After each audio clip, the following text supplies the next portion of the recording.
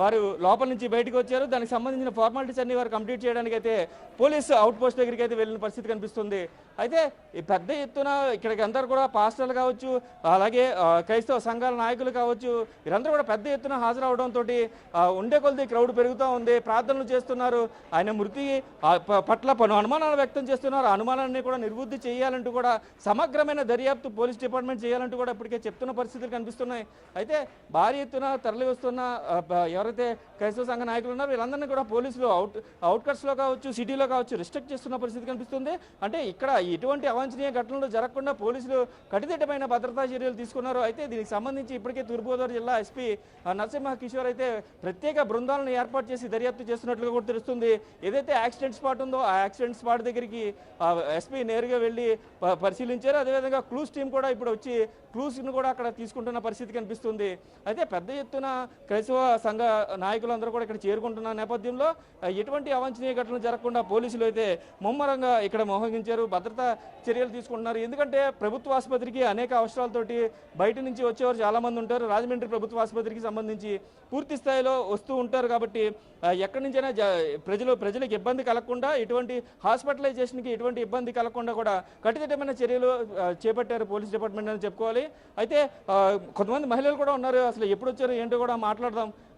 అమ్మ చెప్పండి, ఏంటి ప్రవీణ్ గారు ఏంటి చెప్పండి, పర్లేదు మాట్లాడండి. ప్రవీణ్ గారికి న్యాయం జరగాలని మేము కోరుకుంటున్నామండి.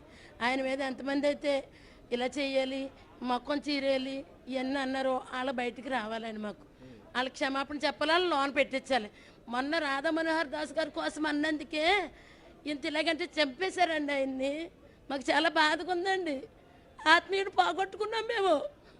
ఏంటనుకుంటున్నారు ఈ పోలీసు వారు, ప్రభుత్వం కూడా అన్యాయానికే చేస్తున్నారు కానీ న్యాయం ఎవరు వెళ్ళట్లేదండి. సేవకుడు ఏమైపోతాడు? అనేక మందిని పోషించడం అన్యాయంగా చంపేయటం అది అన్యాయం అండి. ఎవరు న్యాయానికి చెయ్యట్లేదు. నిజం ఇదండి.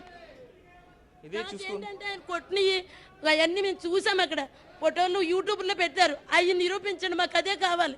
ఎవరైతే పెట్టారో, ఎవరైతే శిక్షించారో వాళ్ళు బయటికి రావాలి. అన్యాయం మాకు చేసి పెట్టండి. క్రైస్తవుల్ని ఇలాగ అణగతొక్కేయకండి. మేము అందరం మీ కొరకు ప్రార్థిస్తాం. అందరూ బాగోవాలి, దేశం బాగోవాలని అడుగుతాం. అందరూ బాగోవాలి, మా దేశం బాగోవాలి, అందరూ బాగోవాలంటే మేము ఏం పాపాలు అన్యాయాలు కోరుకోమండి. మేము అందరూ బాగోవాలనే కోరుకుంటాం.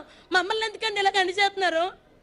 ఇది చూసుకున్నట్లయితే మహిళ కన్నీటి పర్యంతం అవుతున్నారు. అదేవిధంగా చూసుకున్నట్లయితే ప్రవీణ్కి సంబంధించి ప్రవీణ్ పగడాల పాస్టర్ ఎవరైతే ఉన్నారో ఆయన అనేక చారిటీస్ చేశారంటూ కూడా చెప్తున్నారు. అనేక మందికి సహాయ సహకారాలు అందించారు, పేద విద్యార్థులను చదివించారు.